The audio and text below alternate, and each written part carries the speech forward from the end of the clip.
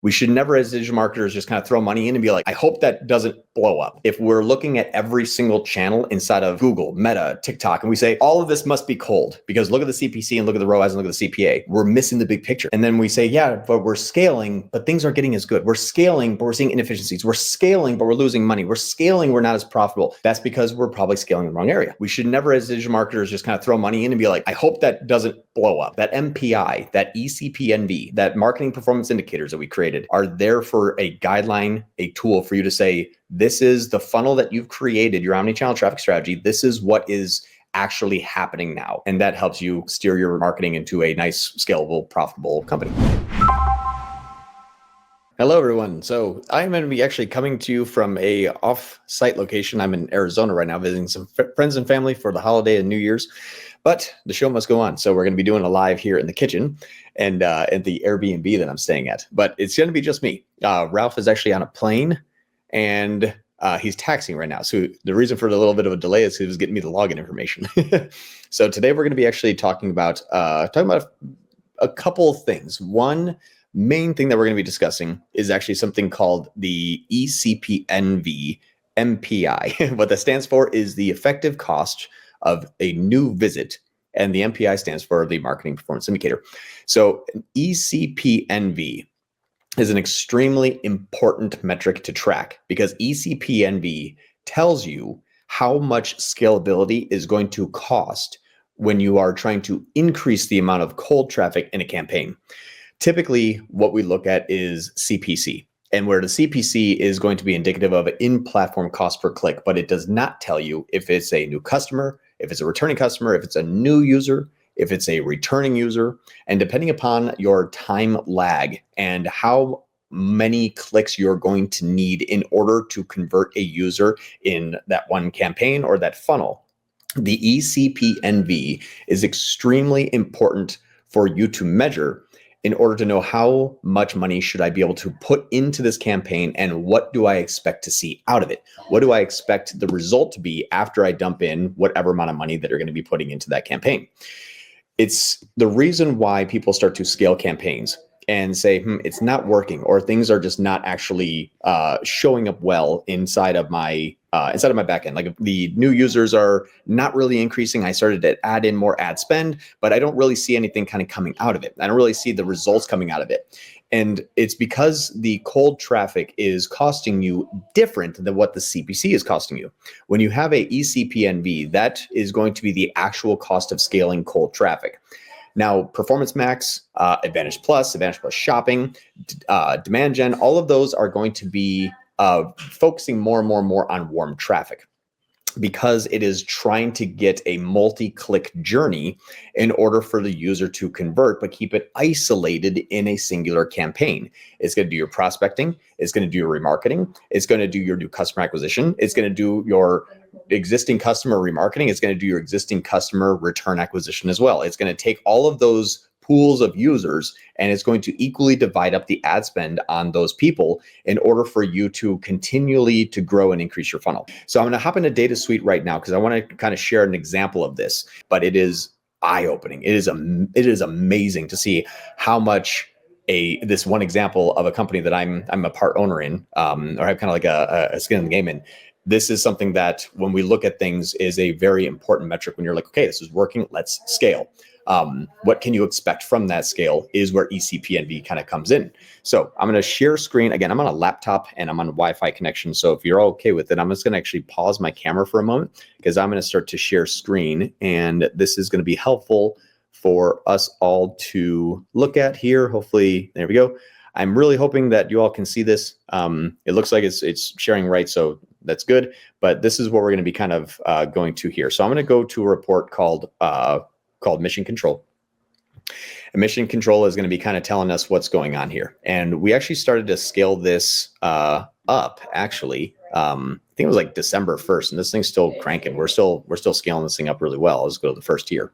We'll wait till give this a minute to load. Again, I'm on Airbnb Wi-Fi right now, so it's not always the best, but it should work for you all. All right, so here's a couple things. You can see that our media efficiency ratio here has stayed about flat. Like we always want to keep it at about a 1/2, or actually sometimes more than half of all of our sales actually happen with inside of Amazon. So what we're tracking right now is non-Amazon sales. These are actually just the Shopify store sales and just the subscribers on Shopify. So no Amazon, which is about double. So maintaining this flat is very, very good. So you can, and I won't draw on the screen because it's going to be really hard for me to do. But in the last, since November 1st to January 1st, we have 690,000 in revenue. We see that our customers went from, kind of peaking here, 47 a day, even on the lulls right here is 19. And now as we pushed up, went through kind of Christmas right here, pushed up again, and now we're peaking at 111. But you can see that our media efficiency ratio is, 1.0 with the 111. And when it was down here at 21 on what day is this here? That day is the 24th. When we look at the 24th here, it's 0.84. So we actually have a better media efficiency ratio and more new customers during this time period. The reason why I call this out is not to say like, look how good we are and look how to brag, but I want to explain how you can get there and the metric to watch. So as I scroll down here, what you're going to notice is you're going to see a whole bunch of channels. Now we have $700,000 in cost here, and then we have $45,000 in cost here. Now, at any point in time, if you start to change these metrics, like if I just go into the last day here, you can see the budgetary splits between these networks. And I'm just going to do a quick check. I'm not really good doing this alone. I don't have anybody else that's also helping me out here.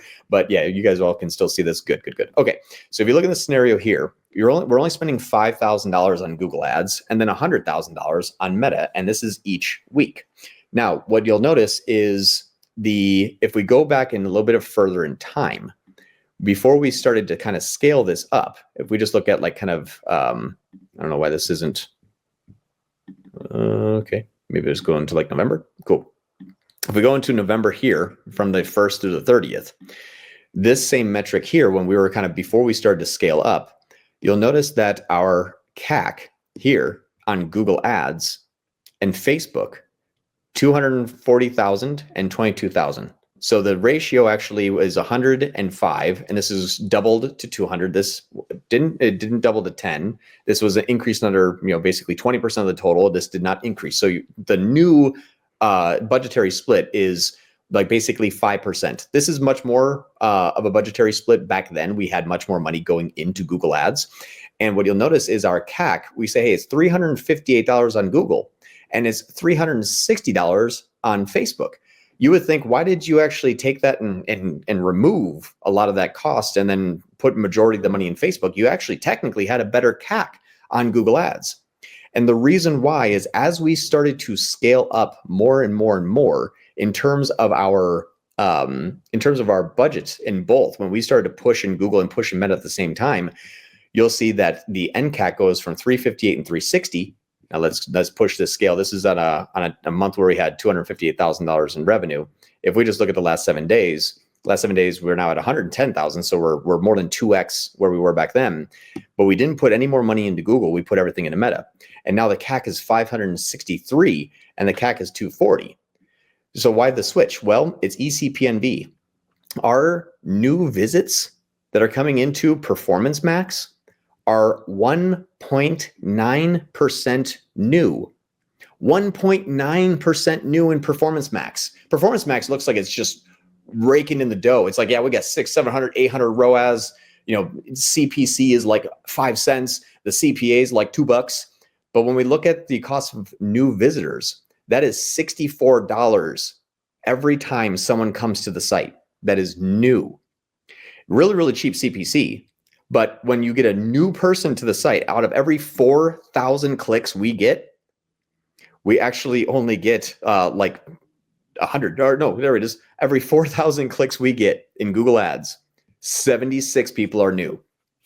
This is the reason why when you're looking at automated targeting and you're setting up your omni-channel strategies and you're looking at what tools to deploy at what sections of the funnel, the reason why we only spend $5,000 out of 113,000 is because it cost us $64 every single time someone is coming to the site new. The product we sell is only $59. It technically costs me more money to bring a user to the site in Performance Max than the product that they can even buy.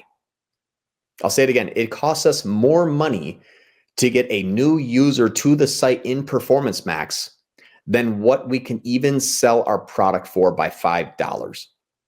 That is insane. That is appalling. And that is unbelievable. So things like, yeah, you got, you're spending $4,800 in Wicked. Yeah, we did make like, $2,400, but nothing that came from there. And now back then, when we look at all of November, let's just move this back here.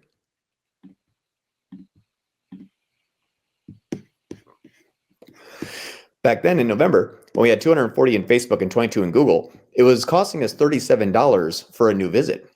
And when we started pushing money into it, we're like, man, this thing's like pushing rope. Like nothing's coming out of this thing. We keep adding more and more and more money. And Google's like, yeah, good job. I can make more revenue. The media efficiency rate or the ROAS in app was looking high because, of course, if Performance Max can have a touch point, they can claim 100% responsibility.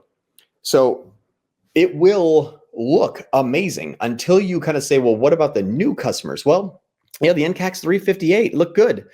This will capture demand. NCAC is not a be all end all when you're looking at omnichannel strategies. It's simply where did the new customer end? And I can prove it because if we have 13,000 or 14,000 people coming, we only have 613 that are new. The people that this NCAC is going off of here, that 358 that's beating Meta, is actually off of no one that came from Google. So ECP NV, if you're looking at ECP NV, this is what you have to think about. Okay, if I'm looking to grow and scale a channel, and that growing and scaling of that channel is going to be profitable, imagine if your cost per click wasn't $1. What if your cost per click was $37? Would you dump ad spend there? Of course not. It would be a black hole of money. I mean, I could get 2 clicks, and unless I have 100% conversion rate, this thing is gonna lose money. But because we're purposely moving into that area, because we said, hey, we know the omnichannel flow, we know the traffic strategy, we know where these people are coming from and where they're going. And if I look at this date here, actually, I'll go through and change it, but let's do this.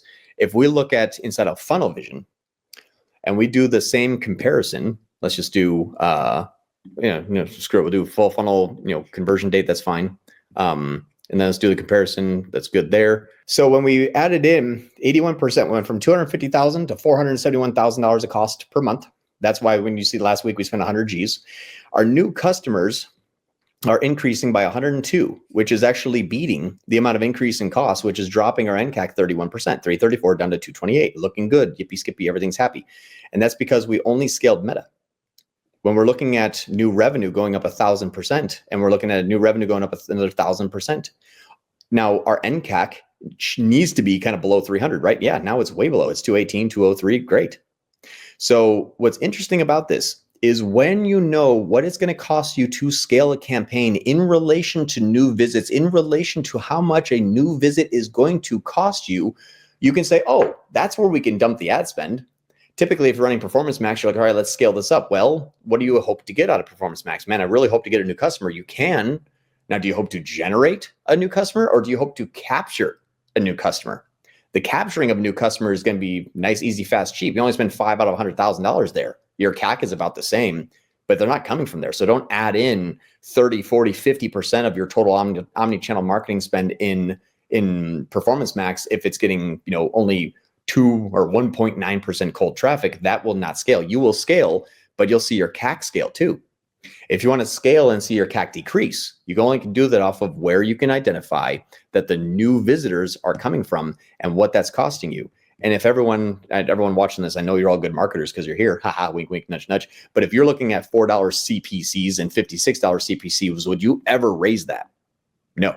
We know that this thing's only getting 2% cold traffic, but that's not the point. We want this simply just to capture the additional 15 grand in revenue that we probably would have lost, and we're willing to pay 23,000 for that because our LTV is fantastic. And if I can remarket the crap out of these people with Performance Max on YouTube, GSP, Discover, Search, Shopping, Display, I will probably increase my Amazon sales, and that is exactly what is happening. So ECP NV is one of the most important metrics for omnichannel scale because that is going to tell you every dollar you put in is going to increase your new customer demand generation by 2.3 cents. Every dollar you put in, 2.3 pennies are going to go to new customers. If that is a scenario, abandon ship. Do not put the ad spend there. That will never scale. This really highlights the amount of prospecting that the channels can perform when you set them up correctly, where you get 100,000 new visits and 422, but we still spent 24 grand there. So that's the importance of looking at ECP NV.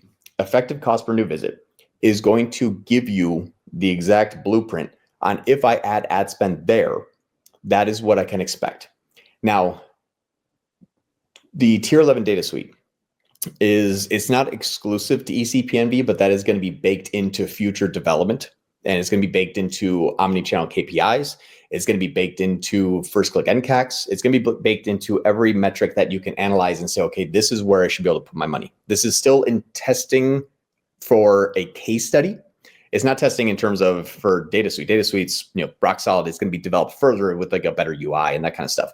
But we're using this and saying, can we actually build quality omnichannel scalable case studies off of it? And that's what I wanted to share with you today. And it's not going to be a pitch for data suite. If you're like, okay, how do I get that? Unfortunately, Google Ads doesn't give you it. GA4 doesn't give you it. It gives you new visits, but it's within the time. So it says, if you're looking at the last 7 days, the amount of people that are new in the last 7 days is that percentage of new visits. It's not new since eternity. It's new in the time frame that you're looking at. So people are like, well, GA4 says 85% of the people are new. It's like, yes, 85% of the people are new yesterday because you're looking at yesterday, but 90% of those people were there also the day before. So it's a false metric that GA4, for whatever reason, likes to kind of tout around, but it's not anything that you would say is an omni-channel like kind of scalability.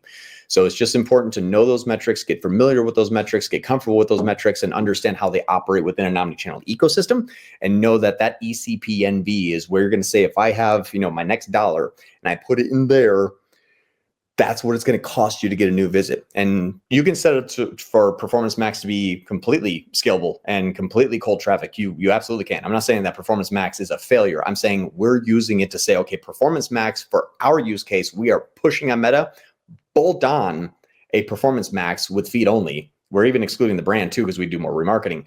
But even with that excluding the brand, it's still hunting down the people that are already on the site simply because it doesn't have enough ad spend to go into demand generation. So we're doing this on purpose. We're setting it up for our funnel for that reason, so that when we keep dumping more and more money, every $100,000 to put into Meta and put 5,000 into Google. We want it, but we want to use it appropriately. If we're looking at every single channel inside of Google, Meta, TikTok, and we say, all of this must be cold because look at the CPC and look at the ROAS and look at the CPA, we're missing the big picture. And then we say, yeah, but we're scaling, but things aren't getting as good. We're scaling, but we're seeing inefficiencies. We're scaling, but we're losing money. We're scaling, we're not as profitable. That's because we're probably scaling in the wrong area. What do you expect? And how did you inspect that area to say, okay, now that I've inspected that, I know what to expect. We should never, as digital marketers, just kind of throw money in and be like, I hope that doesn't blow up. And that's the importance of that metric, that MPI, that ECP NV, that marketing performance indicators that we created are there for a guideline, a tool for you to say, this is the funnel that you've created, your omnichannel traffic strategy. This is what is actually happening now. And that helps you kind of, steer your marketing into a nice, scalable, profitable company.